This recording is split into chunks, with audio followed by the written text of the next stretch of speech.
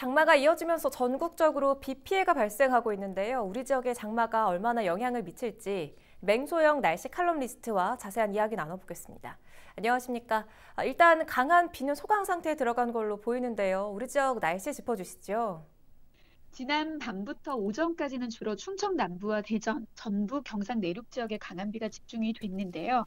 충남과 전북 지역에 내려져 있던 호우특보도 그만큼 해제가 되고 있습니다. 지금 강한 비는 좀 약해지고 있는 상태인데요. 그래도 경기도 지역 중에서도 경기 남부 지역으로도 강한 비가 집중된 곳도 있습니다. 안성, 일죽도 어제 오후 6시부터 오전까지 160mm가 넘었고요.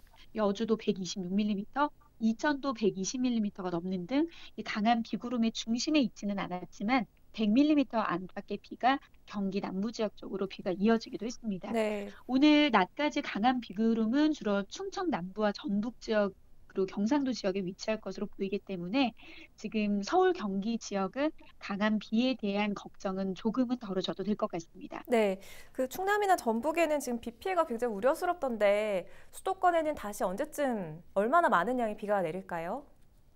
조금 전에 호우주의보는 점차 해제가 되고 있는 상황이라고 했지만 한편 제주와 영남 지역으로는 다시 폭염특보가 폭넓게 내려지고 있습니다. 그 말은 즉 남부지방에 걸쳐 있는 장마전선이 이제 곧 중부로 올라올 준비를 하고 있다는 건데요. 오늘 밤까지는 주로 충청과 남부지방에 비가 내렸다 그쳤다를 반복하고 내일도 오전에 출근길에 약한 비가 내리고 내일도 소나기 소식만 전해지기 때문에 오늘 밤부터 내일 사이 서울 경기 지역은 장마 전선상의 장맛비는 잠시 소강 상태에 접어들겠습니다. 네. 하지만 이 비는 모레부터 좀 이어집니다. 또 내일 아침까지 예상되는 강수량은 서울 경기 지역에 5에서 40mm 정도가 출근길에 집중이 될 거고요. 그 밖에 소나기가 낮 동안에는 10에서 60mm 정도 서울 경기 남부 지역에 집중되겠습니다. 예상보다 좀 길게 장마 전선이 우리나라에 영향을 주고 있는 것으로 보이는데 올여름 장마 언제까지 이어질 걸로 보십니까? 이번 장맛비는 당초 예상했던 다음 주 월요일보다는 더 길게 이어질 가능성이 높습니다. 8월 1일 토요일 새벽부터는 이제 소나기가 아닌 이 소나기와 장맛비의 특징은 지속성의 차이로 좀 볼 수가 있는데요. 네. 좀 약하게 내렸다 그쳤다를 반복하기는 하겠지만 시간대에 따라서 집중적인 비가 내릴 수도 있다는 겁니다. 그래서 이런 강한 장맛비는 8월 1일인 토요일 새벽부터 그리고 다음 주 후반까지 계속해서 장맛비가 이어진다고 보시면 됩니다. 그래서 다음 주 목요일까지 좀 북한 지방까지 북상한 장마 전선이 완전히 북상하지 못하기 때문에 남북을 오르내리면서 서울, 경기와 강원 영서 지역으로 다음 주 후반까지 장맛비를 뿌리겠습니다. 말씀하신 것처럼 이렇게 장마 전선이 예상보다 오래 이어지는 이유는 뭔가요? 일단은 장마 전선이 이 중부 지역까지 북상하고 또 완전히 물러가서 폭염이 이어진다는 것은 그만큼 남쪽의 덥고 습한 공기가 확장해서 한반도를 덮는다는 건데요. 근데 이게 반대 상황이라는 거죠. 그 말은 즉 북쪽에서 이 덥고 습한 공기가 확장하는 것을 막고 있는 세력이 있습니다. 바로 찬 공기인데요. 지구 온난화로 인해서 북극의 빙하가 녹은 면적이 지금 역대 가장 적은 면적을 기록할 정도로 북극 지역이 뜨겁습니다. 이렇게 되면은 북극에 묶여있던 찬 공기가 중위도 지역까지 내려오게 되는데 여기에 저위도, 이 적도 부근은 굉장히 기온이 오르면서 덥고 습한 공기들로 감싸져 있거든요. 그러니까 한반도 부근, 지금 일본과 중국과 우리나라가 모두 장마전선상에서 어마어마한 폭우의 기록을 깨고 있거든요.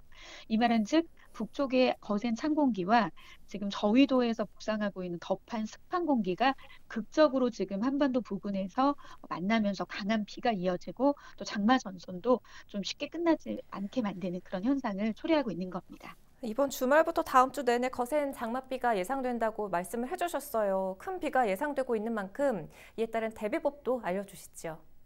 일단 이번 장맛비는 오래 머무르는 것도 특징이기도 하지만 시간당 강수량, 즉 좁은 구역에 많은 양의 비가 짧은 시간에 집중되고 있는 집중호우의 성격이라는 문제가 가장 큽니다. 시간당 30mm의 비가 두세 시간만 지속이 돼도 축대 붕괴와 산사태 위험이 커지고요. 하수구가 넘치기 쉽습니다. 그리고 시간당 50mm의 비가 1시간만 내려도 시설물 피해는 물론 저지대의 경우는 침수와 하천의 범람의 가능성이 높아지거든요. 그래서 일단 집중호우가 예보가 되면 우리 지역에 내가 위치한 곳에 어느 시간대에 어느 정도의 강도의 비가 집중이 되고 있는지 기상 정보를 꼭 참고를 하시고요. 그리고 주변에 하천변으로는 나가지 마시고 주차한 차도 지대가 높은 곳으로 옮겨야 됩니다. 그리고 집 주변 하수구, 배수구는 폭우 예보 전에 제가 내일과 모레 사이에 조금 장맛비가 소강 상태에 접어들다고 했는데요. 그때 좀 미리미리 역류로 인한 침수 피해를 방지할 수 있도록 주변 지역에 점검을 좀 하셔야겠습니다. 그리고 산사태 위험 지역에서는 대피로와 대피 장소를 사전에 숙지해서 인명 피해를 줄이는 게 좋고요. 그리고 산사태가 발생을 했을 때는 토사가 밀려오는 방향의 직각 방향으로 움직인 뒤에 높은 곳으로 대피하시고요. 그리고 인천 지역 등 해안 지역에 계신 분들은 위험한 비탈면이나 육지의 물이 바다로 빠져나가는 곳은 절대 근처에 접근하지 마시고 피하시는 게 좋을 것 같습니다. 네, 여기까지 듣겠습니다. 고맙습니다. 맹소영 날씨 칼럼니스트와 이야기 나눠봤습니다.